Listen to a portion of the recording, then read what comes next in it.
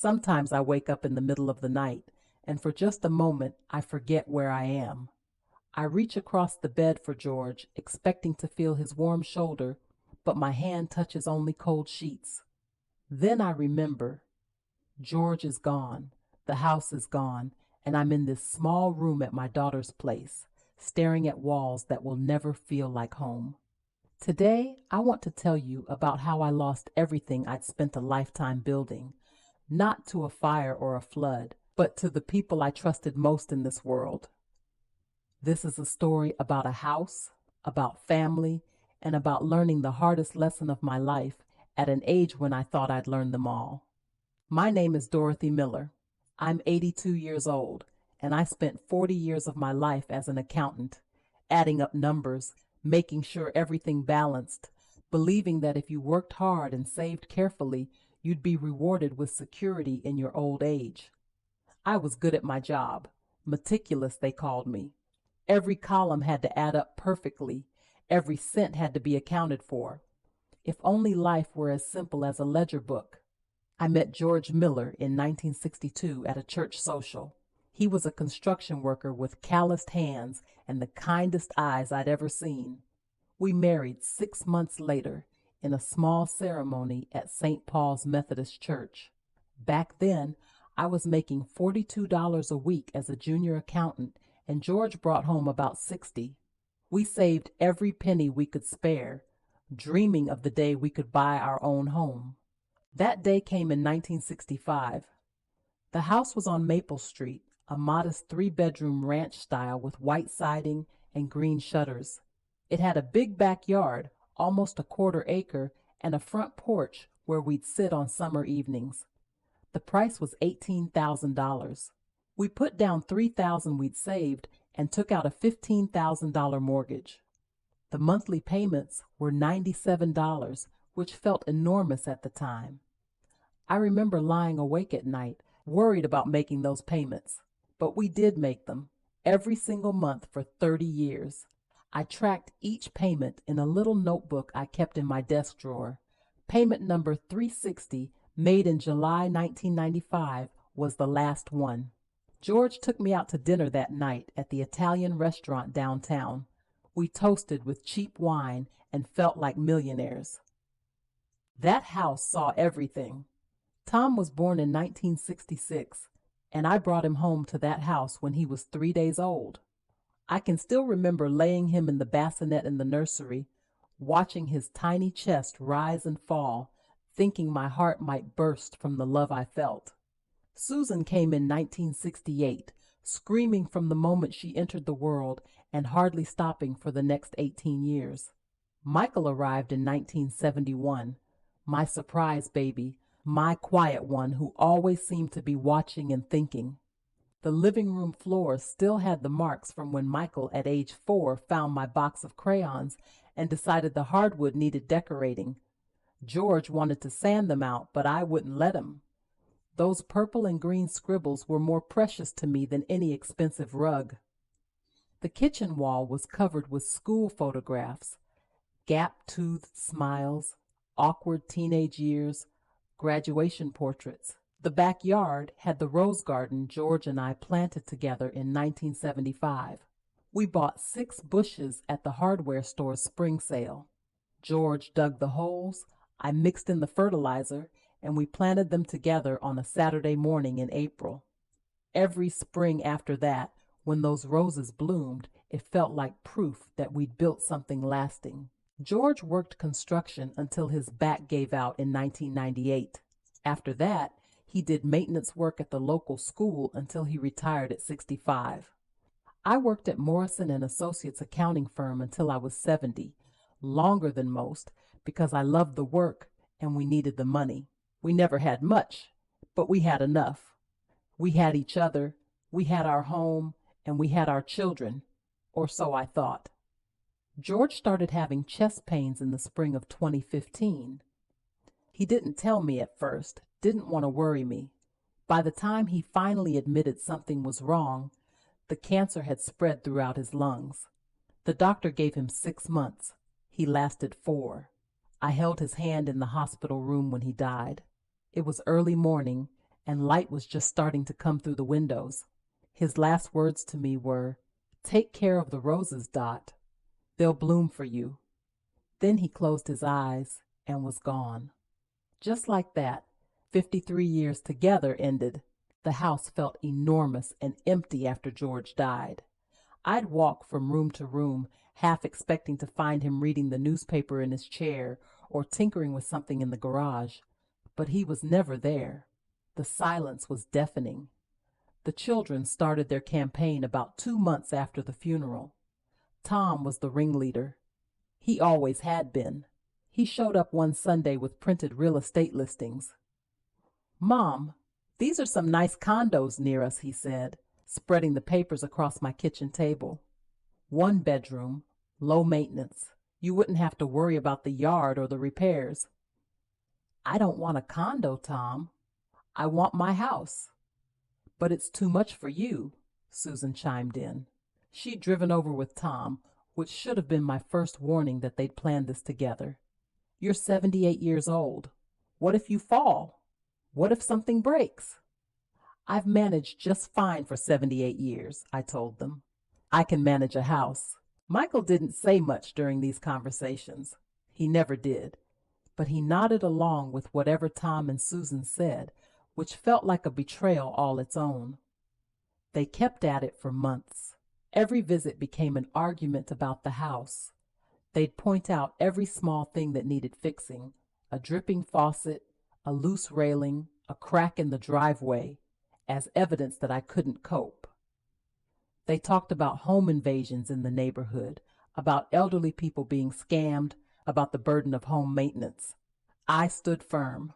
That house was all I had left of the life George and I built together. Every room held memories.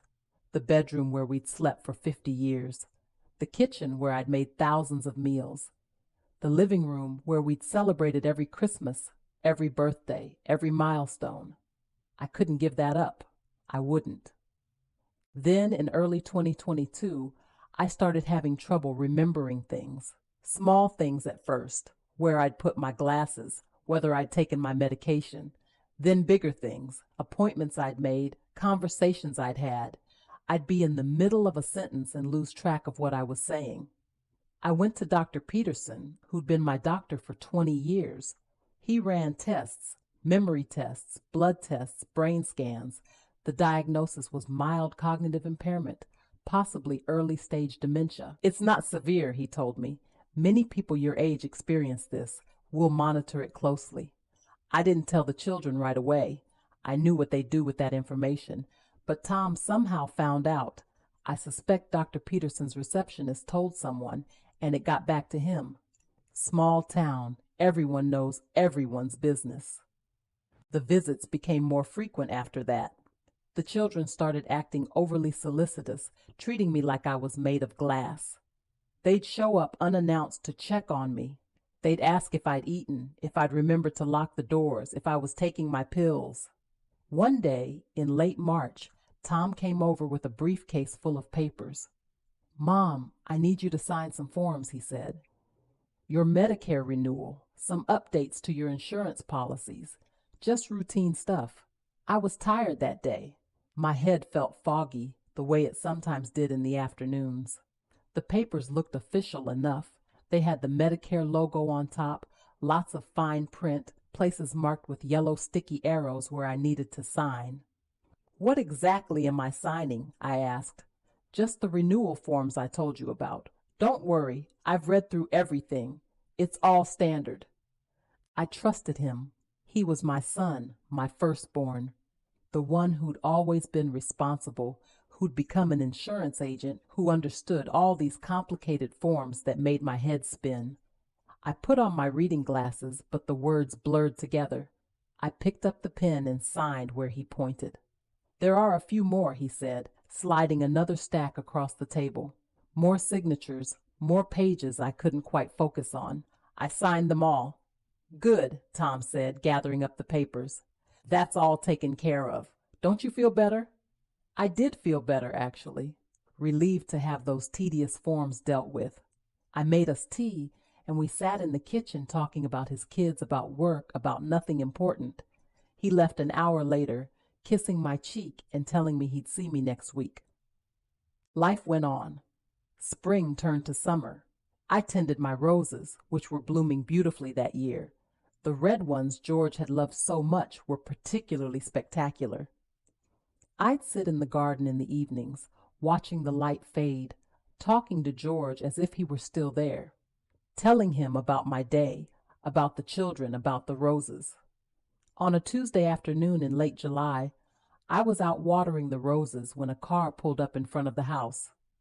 A young couple got out, late 30s, maybe early 40s, dressed nicely. A woman with a clipboard followed them. Real estate agent, I thought, probably showing them the Morrison place down the street, which had been for sale for months. But they walked up my driveway. "Hello," the man said, smiling warmly. "You must be Mrs. Miller. I'm David Chen, and this is my wife Lisa.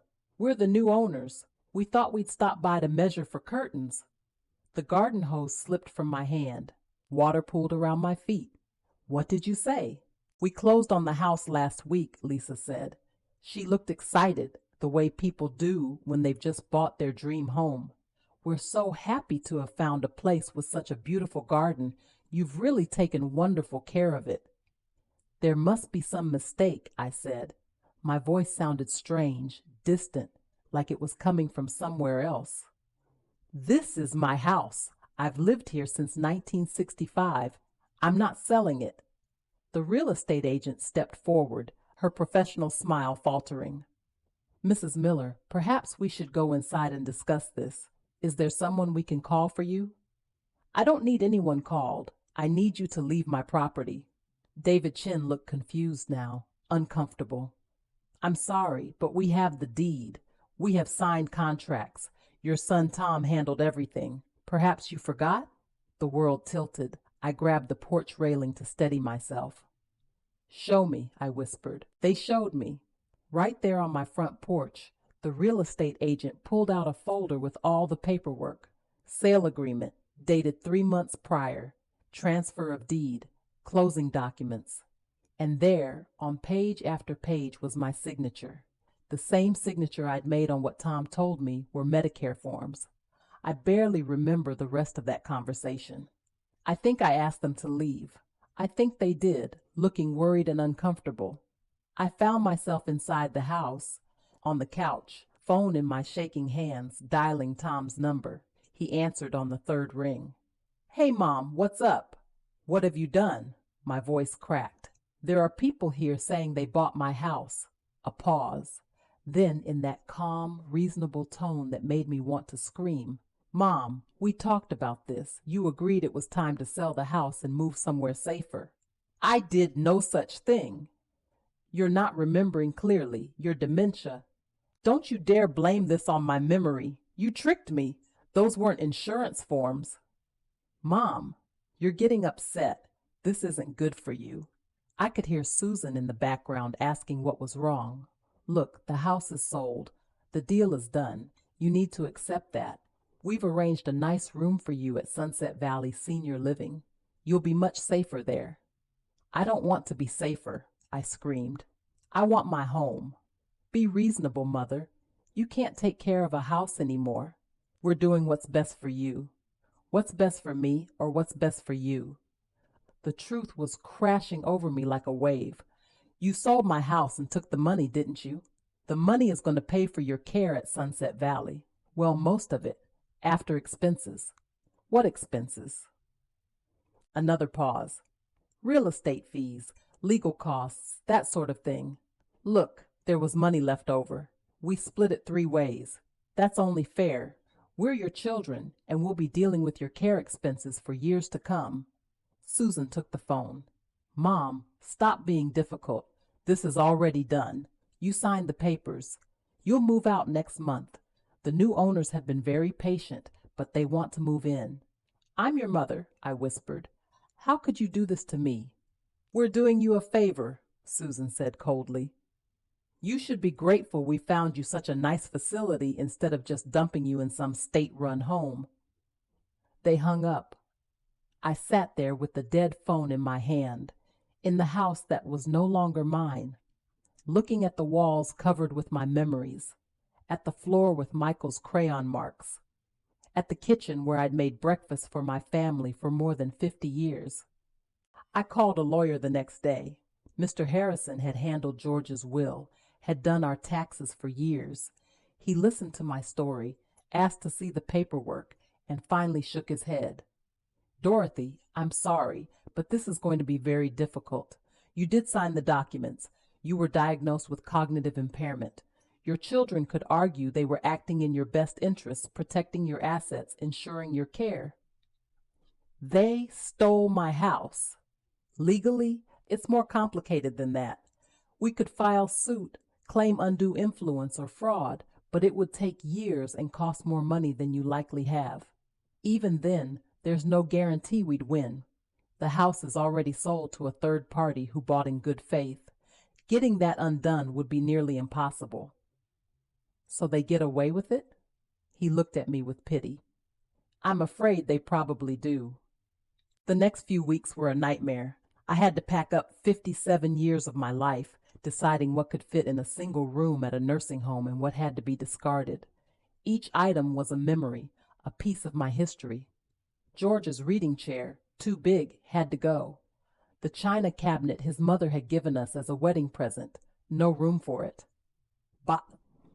Boxes of photo albums, holiday decorations, the kids' old school papers I'd saved. The church ladies came to help. Margaret and Ruth and Joan, women I'd known for 40 years. They packed boxes and made tea and let me cry. They didn't judge. They didn't tell me to get over it. They just sat with me in my grief. My children didn't come. Not once. Tom called to tell me what day the movers would arrive. Susan sent a text saying she couldn't help because of work. Michael didn't contact me at all. On the last day, I walked through the empty house alone. The walls had pale rectangles where pictures had hung for decades. The floors echoed with my footsteps. I stood in the bedroom where George and I had slept, where we'd made love and had whispered conversations and dreamed our dreams. I stood in the kitchen where I'd baked birthday cakes and canned vegetables from the garden and made Sunday dinners for my family. I stood in the backyard by the rose garden. The roses were still blooming, pink and red and yellow, indifferent to the fact that I'd soon be gone. I picked one red rose, the kind George had loved, and pressed it between the pages of my Bible. The movers came. They loaded my remaining possessions into their truck, 3 boxes of photo albums, a suitcase of clothes, a few pieces of jewelry, some books. Everything I owned fit in the back of a pickup truck. Margaret drove me to Sunset Valley. It was a cheerful place, I suppose, if you like that sort of thing. Bright colors and motivational posters and activities directors who spoke in loud, slow voices as if we were all children. My room was small, a bed, a dresser, a chair by the window. Institutional furniture designed for safety and efficiency, not comfort or beauty. I unpacked my 3 boxes, put my photos on the dresser, hung one picture on the wall, my wedding photo, George and me looking impossibly young and hopeful. I sat on the edge of the bed and cried until I had no tears left. The children didn't visit. They called occasionally, perfunctory conversations where they asked how I was doing and assured me this was all for the best. I learned to say I was fine. It was easier than arguing. I found out the truth about the money 3 months later. I was having tea with Joan, who'd started visiting me weekly. She hesitated, then said, "Dorothy, I saw Tom at the car dealership last week.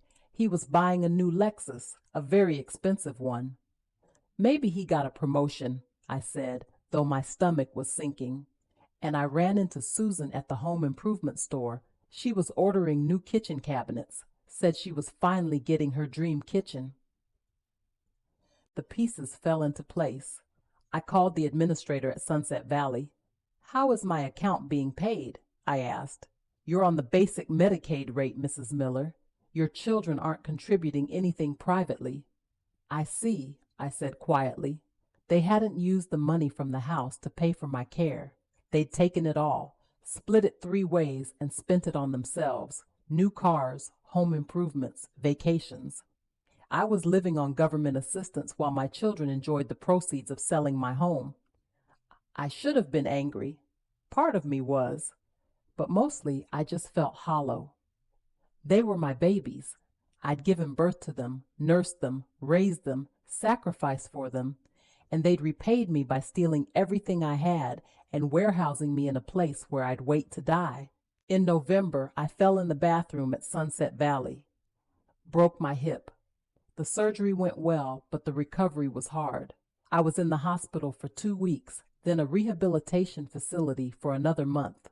The social worker there, a young woman named Amanda, started asking questions about my living situation, about my family, about how I'd ended up at Sunset Valley.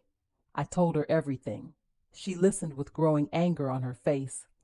"This isn't right," she said. "Your children have a legal obligation to provide care if they have the means to do so, especially since they benefited financially from the sale of your home." "There's nothing that can be done," I said wearily. "My lawyer told me." "Let me make some calls," Amanda said. 2 weeks later, she came back with news. "I've contacted Adult Protective Services. They're investigating, and I've reached out to your daughter Susan. I've made it clear that she can either bring you home to live with her or there will be legal consequences regarding financial exploitation of an elderly person." "She won't want me," I said. "No," Amanda agreed, "but she'll do it anyway, because the alternative is an investigation that could result in her having to return the money she took, possibly with criminal charges." Amanda was right. Susan showed up the next week, tight-lipped and angry, to drive me to her house. We didn't speak during the 40-minute ride. She showed me to a small bedroom at the back of the house. It had been her office, but she'd moved her desk out and put in a twin bed and a small dresser. "The bathroom's across the hall," she said. "Meals are at 7, noon, and 6. Try not to be underfoot." That was 8 months ago. I live in this small room in my daughter's house, and I am tolerated, not welcomed. Susan speaks to me only when necessary. Her husband, Jeff, avoids me entirely. Their teenage kids treat me like an unwanted piece of furniture. I spend most of my days sitting in this room, looking out the window at a view of the neighbor's fence. My old friends visit when they can, bringing news of the outside world. Margaret tells me about church socials. Ruth brings me library books. Joan smuggles me homemade cookies that Susan doesn't think I should have because of my blood sugar. Sometimes Joan drives me past the old house.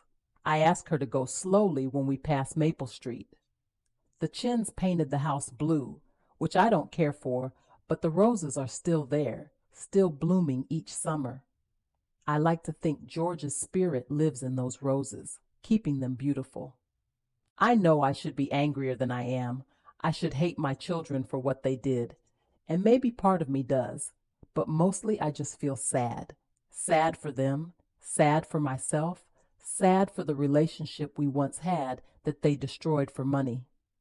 I've thought a lot about forgiveness in these long, quiet months.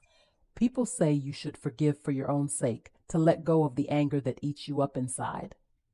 I've tried. Some days I think I've managed it.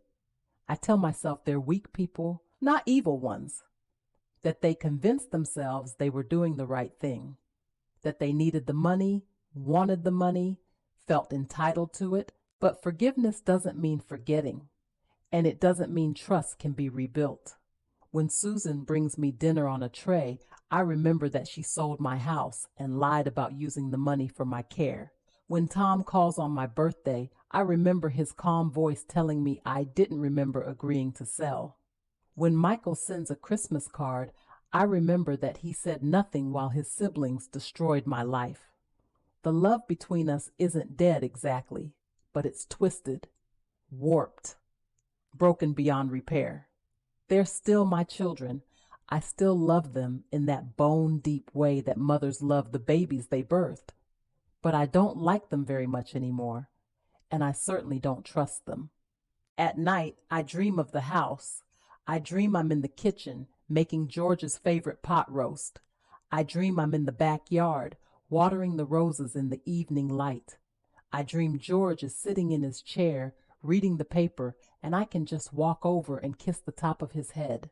In my dreams, everything is as it should be. Then I wake up in this small room and remember that I'll never go home again. The pillow is always wet when I wake from these dreams. If I could tell young people one thing, it would be this: don't assume the people who love you won't betray you. Protect yourself. Keep your independence as long as you can. Don't sign papers you haven't read carefully, no matter who asks you to. And understand that money changes people, brings out the worst in them, makes them capable of cruelty you'd never imagine. But I'd also say this: build a life that's more than just family. I had George, and I had the house, and I had my memories. But I should have invested more in friendships, in community, in things that couldn't be taken from me. Margaret and Ruth and Joan have been more loyal than my own children. The church community has shown me more kindness than my own blood. And I'd say, don't wait to live. Don't pour everything into a house, into things, into a future that might never come. George and I spent 30 years paying off that mortgage, denying ourselves vacations and luxury so we could own our home outright. And in the end, it didn't matter. It was taken from me anyway. We should have traveled more, enjoyed life more, held less tightly to things that could be lost. I'm 82 years old. The dementia is progressing. Slowly, Dr. Peterson says, but progressing. Some days are clearer than others. I write things down now, trying to hold on to my memories while I still can. I've written this story in a notebook, adding to it bit by bit, because I want there to be a record of what happened. Not for revenge, but for truth. My grandchildren sometimes ask why I don't live in my own house anymore. Susan tells them I got too old to take care of it. She doesn't tell them that she and her brothers sold it out from under me and pocketed the money. Maybe someday they'll read this and know the truth. I don't know how much time I have left. Some mornings I wake up and can't quite remember where I am or how I got here. The fog in my mind grows thicker, but I still remember the important things. I remember George's laugh. I remember my babies when they were small. I remember the smell of roses in the evening. I remember what it felt like to be home. And I remember what it felt like to have that taken away by the people I trusted most in the world. I've forgiven them, I think, because harboring hatred takes energy I don't have anymore. But forgiveness doesn't mean I've forgotten. It doesn't mean I trust them. It doesn't mean I wouldn't change things if I could. If there's a lesson in all this, it's that life is fragile, that security is an illusion, and that the people who should protect you might be the ones who harm you most. Build your life carefully, choose your trust wisely, and never, ever sign papers without reading them first, no matter who asks you to. The roses are blooming again this spring.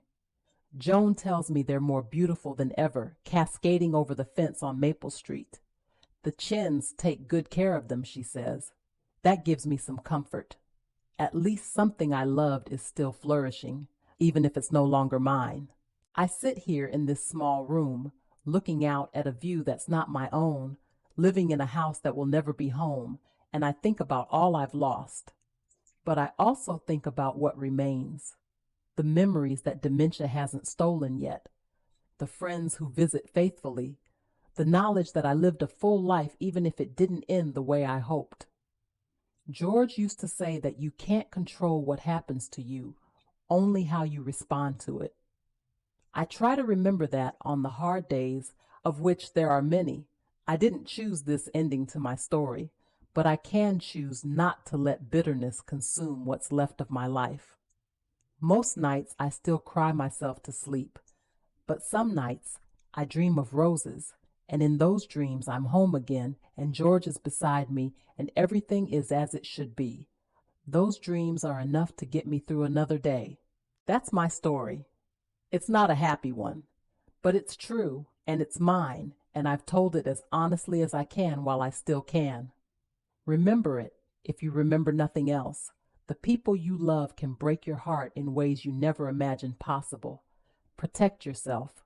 Trust carefully and never take home for granted because it can be gone in a moment, stolen by the ones who should guard it most fiercely.